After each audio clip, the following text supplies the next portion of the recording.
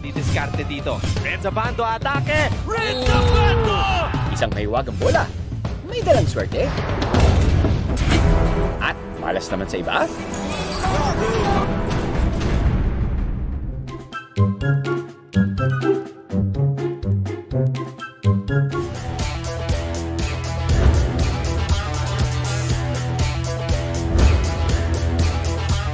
Sabay-sabay sumigaw. Dahil magsisimula na ang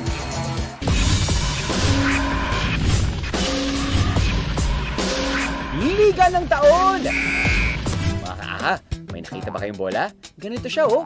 Kapag nakita nyo, sabihin nyo sa akin, ha? Brand new! Another one! Ang mahiwagang bola na kaya ang nagpanalo sa kamakailan lang na nag-champion sa NCAA Season 97?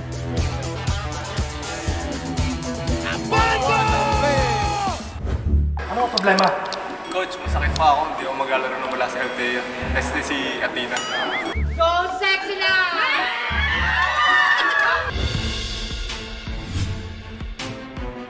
Meet Kyle Tolentino, ang shooting guard ng Letran Knights men's basketball team ng Colegio de San Juan de Letran. Kasama rin niya ang small forward na si King Caralipio at ang point guard na si Kurt Rayson. Ilan lang sila sa players ng Letran Knights na lumaban sa nakaraang National Collegiate Athletic Association o NCAA Season 97.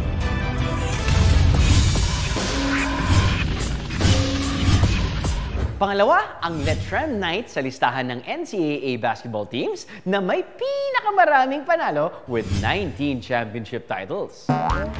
At ibubuking na rin nila ang sikreto sa likod ng kanilang back-to-back wins. Yung sa off-season namin, talo talaga lahat ng mga tune-up namin.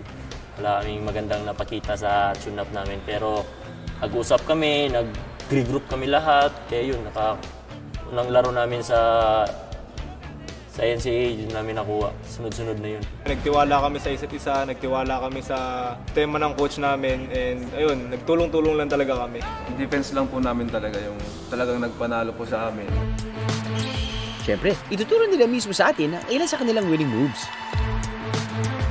Laging bubuntot, walang makakalusot sa bantay saradong depensa ni Rayson. Ang tanging rebound na hindi masakit sa puso, ang rebound ni Caralipio. At ang makapigil hinihang dunk ng basketball hunk na si Tolentino. 1898 nang ipinakilala ng American colonizers ang larong basketball sa Pilipinas. Nabuo naman ang NCAA noong 1924 kung saan ang main sport na nilalaro ay basketball. Go sexy lang!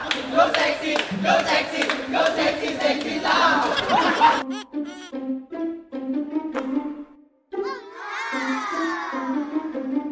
Wala naman talaga sa bola yan. Nasa diskarte lang po yan. Nako, mukhang wala dito ang hinahanap nating mahiwagang bola, mga kaaha. Advice ko sa mga kabataan ngayon, pakondisyon sila, huwag lang magpapabaya sa katawan, disiplina lang sa sarili. Eskwela talaga. Kasi mga student athlete talaga. Student first before athlete kasi. Tuloy nyo lang kung ano yung gusto nyong gawin, yung pangarap nyo.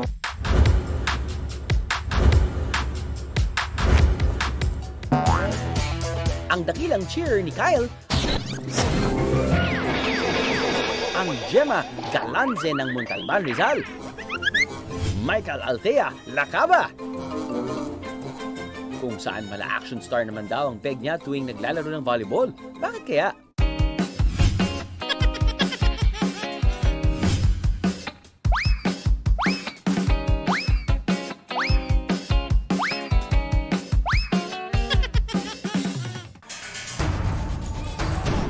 Oh no, ano nangyari kay Althea?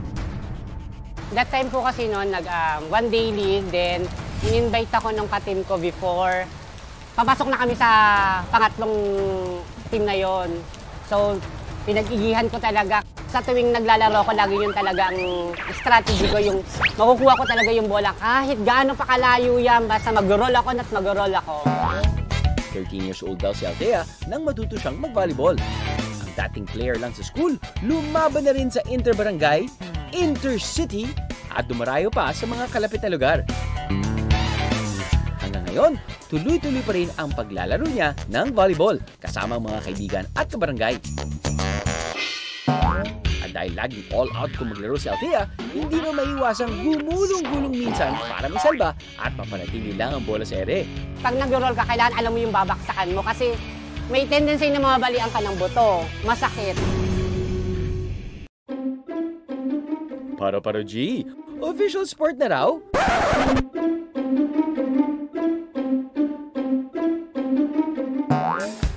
Oops, hindi pala paro-paro G, kundi palo-palo G.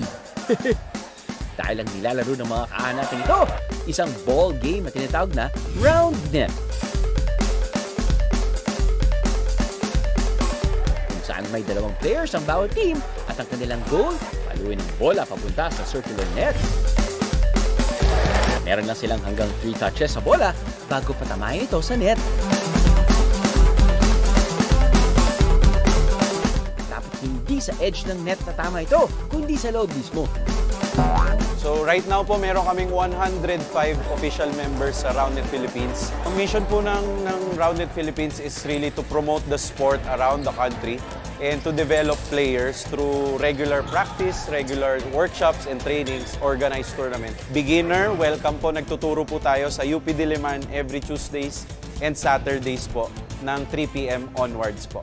Ang round net ay naimbento ni Jeff Nurek noong 1989. Hindi rin nagtagal ay nawala ang popularity nito noong 1995. Taong 2008 nang pinakalala ito muli ng Spikeball Incorporated, kung saan mas nakasanayan ng tawagin ng sport bilang Spikeball. So darating po na September 2022 will be held the first ever World Championship for the sport of roundnet. We are looking for support and sponsors for us to represent the country. Bagong larong pwedeng subukan at laruin kasama ang iba. Balikan natin ang nangyari kay Althea.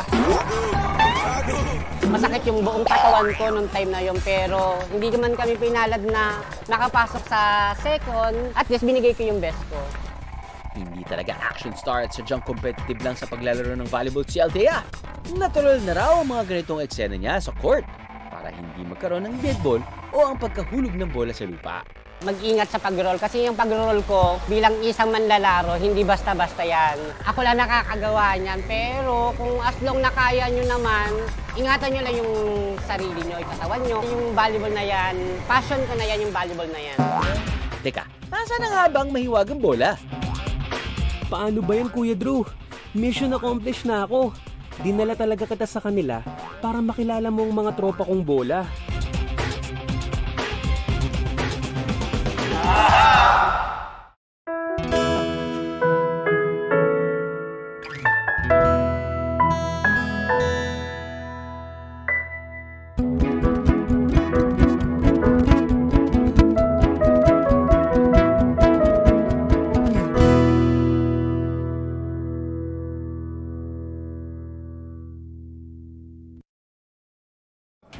Sino kaya sa kanila ang best player sa app na to?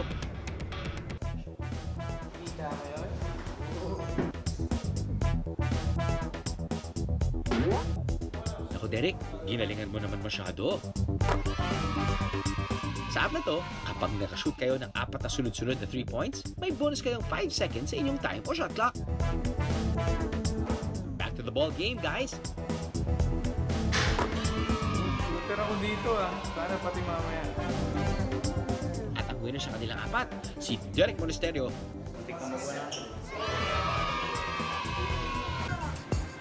Pero sa ngayon, sa basketball court naman maglalaban ang mga Mulawin versus Ravenna.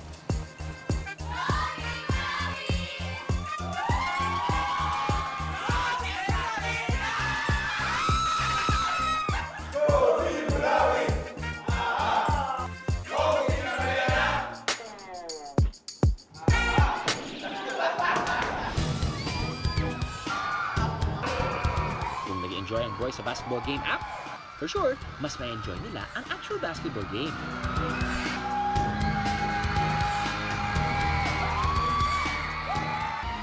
Sa jump ball pa lang, kuhan agad ng team Mulawin ng bola at nakashoot agad, oh!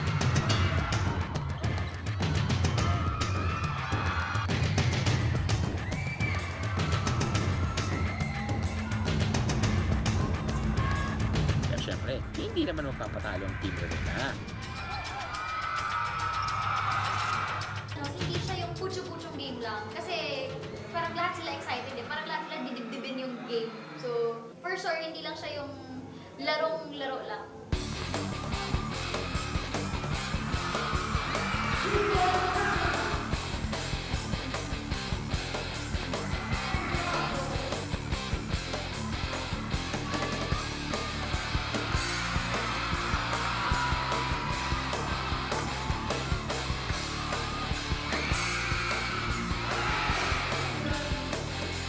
Sa pagtatapos ng game, sa score ng 85-78, Team Mulawi ang nanalo. Congrats, guys!